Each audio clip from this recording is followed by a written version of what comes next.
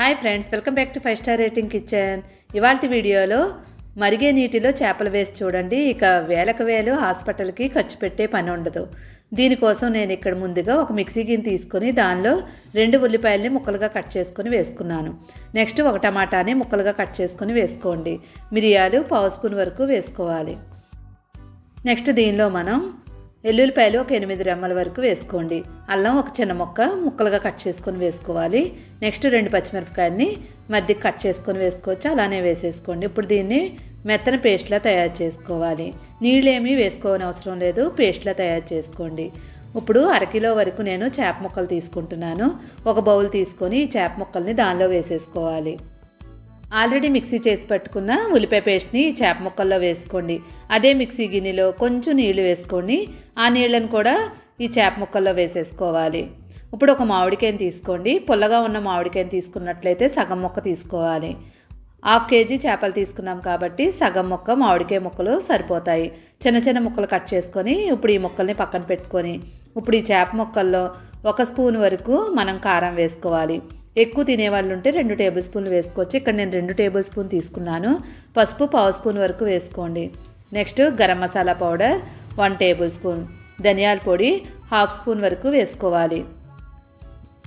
రుచికి తగినట్లుగా సాల్ట్ వేసుకోవాలి. మనం మామిడికాయ ముక్కలు వేసుకుంటున్నాం కాబట్టి పులుపుకు తగ్గట్టుగా కొంచెం ఉప్పు ఎక్కువే వేసుకోండి. నెక్స్ట్ 1 కప్పు వరకు మామిడికాయ ముక్కలు వేసుకోవాలి. ఇప్పుడు ఈ చేప ముక్కలకి మనకి మసాలాలన్నీ పట్టేలాగా కలిపేసుకోండి. ఫస్ట్ టైం కనుక నా వీడియో చూస్తున్నట్లయితే తప్పకుండా వీడియోని చివరి వరకు చూసి నచ్చితే మాత్రం లైక్ చేయడం మాత్రం మర్చిపోవద్దు. ఇప్పుడు వేరొక గిన్నె తీసుకోండి. బాక్స్ లాంటిది ఏమైనా తీసుకొని ఈ చేప ముక్కల్ని దానిలో వేసేసుకోండి. మొత్తం మసాలా అంతా కూడా వేసేసుకోవాలి. ఇప్పుడు దీనిలో మనం 1 టేబుల్ స్పూన్ వరకు నువ్వుల నూనె వేసుకోండి. ఇక్కడ నేను నువ్వుల నూనె తీసుకుంటున్నాను. మీకు ఏది కావాలంటే అది తీసుకోవచ్చు.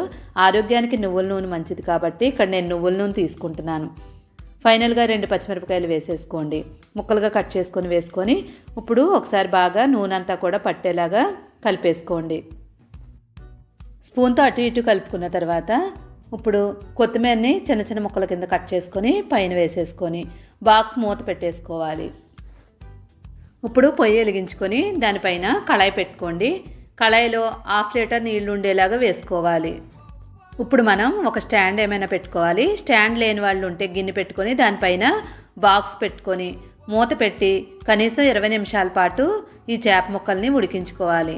పొయ్యి మీద పెట్టిన తర్వాత మనం మంటని మీడియం ఫ్లేమ్ మీద పెట్టుకోండి, హై ఫ్లేమ్ మీద అసలు ఉండకూడదు. ఇప్పుడు 20 నిమిషాల పాటు ఈ చేప ముక్కలన్నిటినీ కూడా నీటిలో ఉడికించుకోవాలి.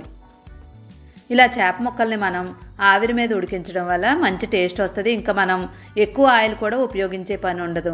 ఇక్కడ మనం తీసుకున్నది కూడా నువ్వుల నూనె కాబట్టి ఆరోగ్యానికి కూడా చాలా మంచిది.